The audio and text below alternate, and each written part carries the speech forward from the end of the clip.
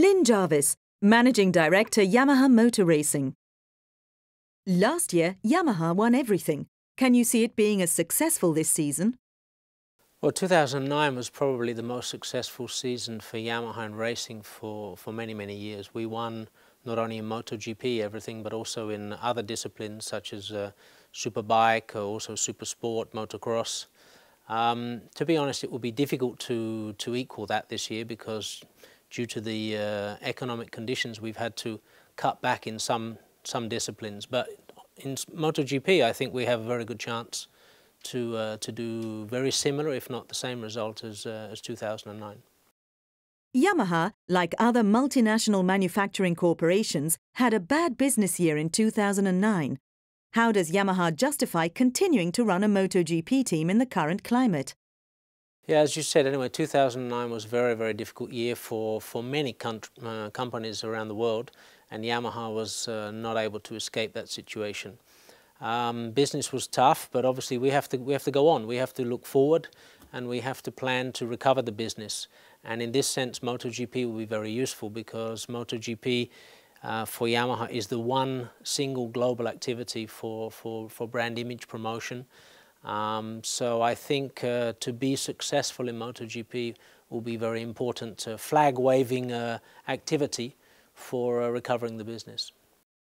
Has the global recession made it harder to find sponsors, even for a successful team?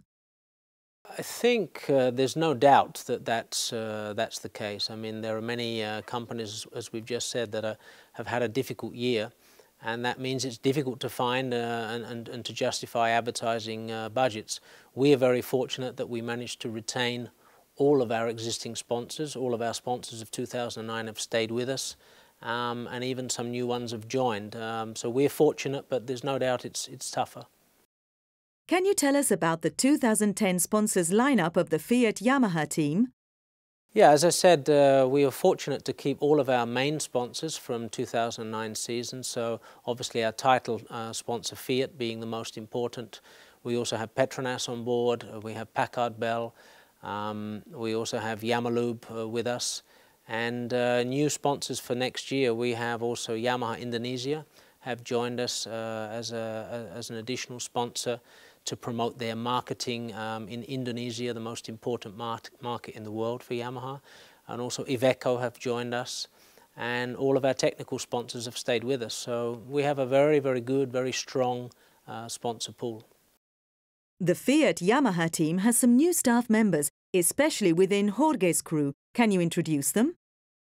Yeah, we have two new members for this season in Jorge's crew. That is Wilco Zelenberg, who is the new team manager. Wilco has been with Yamaha for many years, an ex-GP racer and Supersport racer as well.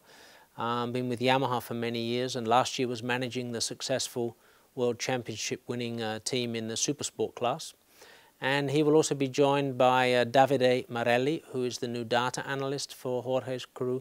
And we think we have a very strong crew on Jorge's side, and also the very strong World Championship crew on Valentino's side. Everybody stays with us. Is Yamaha still supportive of the current new engine rules, or would you like to see them changed in some way? Well, these new engine rules have been introduced, of course, after much discussion between the MSMA and Dorna. So at this moment, of course, Yamaha as MSMA member supports those rules. It will be interesting to see how this season goes, though, because with only 6 engines and you have to run the whole season, it will require tactics not only for the rider, not only for the team, but also especially for the engine management way, how to run the season with 6 engines. Of course, we have to see how it goes. We have to see how this season pans out to see whether adjustments will be needed or not for the future. And in 2012, they're planning to change the capacity, and that will also bring on a whole new set of rules. Will Yamaha be supplying the same package to all of its riders this year? Well, we have 4 riders in our program next year, 2 in the Tech 3 team, and obviously the 2 riders in the Fiat Yamaha team. The bikes fundamentally are the same or very, very similar. I would say the performance capacity is almost identical. But as is normal, the factory team will always get the latest developments and the latest evolution. So the bikes will not be identical, but they'll be extremely close in performance. How do you plan to manage the competition within Yamaha this season, with Valentino and Jorge, but also Ben Speas? Should be very, very interesting, I think.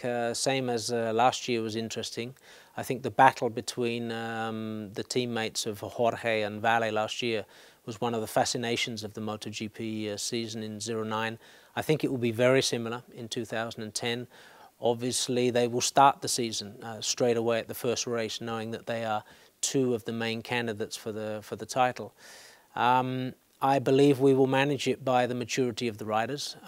We have luckily two very intelligent, very mature riders, very professional, and I believe that they will handle the situation as well as they did in 2009. With regards to Ben coming on board, I think Ben will be in the top group, but I think I expect the top four will be one step ahead, so I fear more the competition from Pedrosa or Stoner. What are you expecting from rookie Ben Speas in 2010? Ben has a learning year really ahead of him. Of course, he's now over 2 different seasons done a few GP races already. So I think he's ready to enter into this class. But being ready or being ready to win are 2 different things. And so Ben will have a year to learn everything about the MotoGP world. There will be no pressure on him, certainly not from Yamaha's side. I think you'll see some exciting races. There's no doubt that he has the capacity to fight even for the podium, but basically step by step a learning year. How much of a plan is in place for him? Could you envisage him moving to the factory team at the end of this season?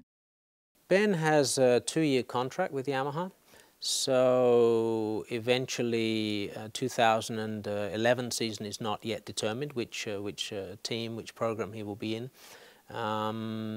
Let's see, because this year in 2010, one of the main issues I think in the sport will be the contractual negotiations for all of the 4 top riders, because Vale and Jorge, both of them, their contract expires at the end of 2010, and it's the same for Casey Stoner and Danny Pedrosa. So nobody knows what will happen exactly in the 2011 planning. Our ideal vision at the moment would be to retain Vale and Jorge in the factory team, and obviously keep Ben in Tech 3, but let's see how the season evolves. Last year, Valentino said that he didn't see him and Lorenzo remaining in the same team beyond next year. Can you make any comments about Yamaha's plans for the future with regards to this? I just heard this from other sources, so I never heard this directly from Valentino, so it's difficult really to say. But as I just mentioned, I think the negotiations will take place probably in the first half of 2010 for the planning for 2011 season. So let's see, and depends on the results, depends on the rider's desire, and we will see in the end of 2010. How much to the future do you look? Will you be talent scouting young riders this year with a view to recruiting them in the future? We sometimes look towards the future, let's say, as we did in the case of Jorge Lorenzo, I think is a good example, where we took him very early on, signed a contract, and took him into his first year with Yamaha when he was 21. At this moment, we have 4 very talented riders. In fact, we have 3 of the top 5 from last season within Yamaha, and with Ben joining, we have 4 great riders. And 2 of those riders are in their 30s, with Colin being 36.